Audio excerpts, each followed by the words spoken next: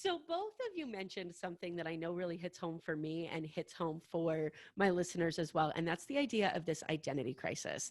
And I don't think that there is a single way to pick yourself up from this identity crisis. So I'm interested to know for each of you, how were you able to, what were your first steps in kind of moving past that point? Man, so I think the identity crisis for both of us came at different times, right? Like for me, and I think it came at the highest of the soccer episode. Like Fonzie was coming out of 6 months of playing professional here in the States.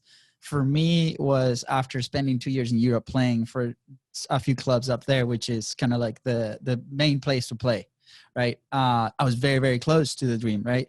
And for me, it came after a moment of frustration. With coaches, with injuries, like a lot of stuff going on, expectations from my dad, a bunch of stuff, right? And so when I came to the States, I used the sport as a vehicle to come to the United States, but already my mind was like, what can I do next, right? So the soccer was still present because I still had to play for a year, so for me to be eligible to go to school here in the States.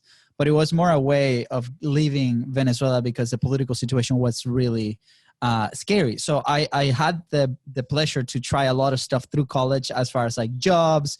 I will have the most unconventional jobs. I was like a coordinator on a high ropes course. So people would hang out 40 feet, 25 feet up the air in harnesses, and we were doing team building activities. So for me, like that was the type of job I was looking for, in search of the next thing. Right. And I will always think, I need to find the next thing. I need to find that my one thing. And then if I didn't like it, I will move on.